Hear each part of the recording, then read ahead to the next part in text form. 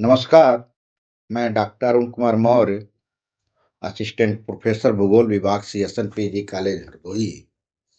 आज हम सब अ, साइंस या ज्योग्राफी के छोटे-छोटे कॉन्सेप्ट पर बात करेंगे, जो वास्तव में बहुत महत्वपूर्ण होते हैं और हमारी एक समझ को विकसित करते हैं। आज हम बात करेंगे कि हवा जब गर्म होती है, तो हल्की होती है और हल्की होकर ऊपर उठती है।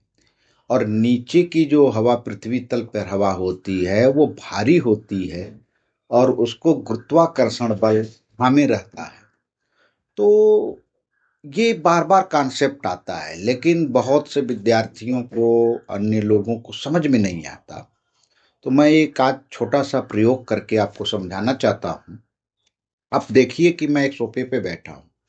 सोफे से नीचे पृथ्वी का तल है और सोफे के नीचे से ऐसे ऊपर ऊपर हम जैसे जैसे ऐसे जा रहे हैं, ये जो है वायुमंडल में ऊंचाई बढ़ती जा रही। हम कहते हैं कि यानी हमारे पैरों के तले हवा ज्यादा भारी है, उसकी डेंसिटी ज्यादा है। कारण क्या है कि एक तो गुरुत्वाकर्षण बल हवा को खींच रहा है और दूसरी ये चीज है कि हवा की लेयर का, हवा की परतों का दबाव जो है पैरों के तले पे ज्यादा है। यह तो बात कहने की है और अमूर्त रूप से कि हमें दिखाई नहीं दे। इसको हम कैसे समझें? तो हम सब अभी बात किए कि जो गर्म हवा है वो हल्की होती है और ऊपर उठती है। मैं आपको एक माचिस के जलने के प्रयोग से इसको बताना चाहता हूं कि कैसे। देखिए, मेरे आसपास हवा है ये, और इसकी अपना एक भार है, डेंसिटी है, घनत्व है। इसके ऊपर अपना हवा का घनत्व भार अलग है, इसके ऊपर अलग है, इसके ऊपर अलग है, और हमें ये दिखाई नहीं दे रहा है और न ही हम कंप्लीटली महसूस कर पा रहे हैं।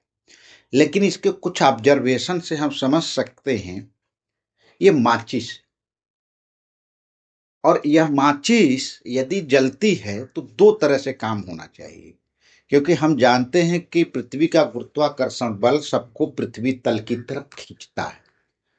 जैसे मैं यह माचिस है, इस माचिस को मैं छोड़ दूं तो दो ऑप्शन होना चाहिए था। या तो इसको ऊपर जाना चाहिए था छत की तरफ, और या तो फर्श की तरफ, या तो तैरते रहना चाहिए था।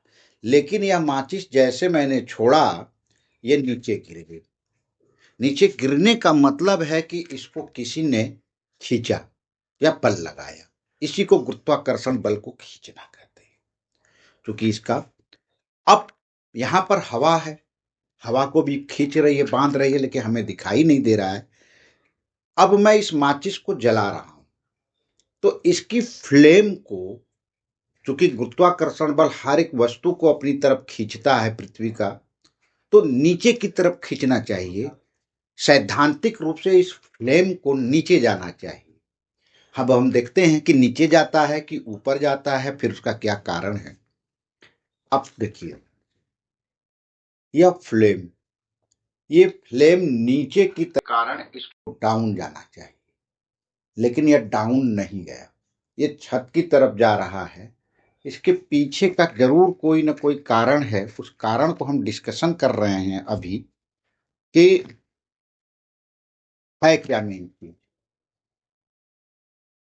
देखिए, मैंने अभी कहा कि हर एक चीज के आगे पीछे हवा है और हर एक ऊंचाई पर उसका घनत्व और उसका जो भार है वो अलग अलग है। अब जैसे मैंने तीली जलाया, आसपास की हवा टेम्परेचर के कारण गर्म हो गई, और टेम्परेचर के कारण गर्म हुई आसपास का इसकी आग से, तो हवा यहाँ हल्की हुई।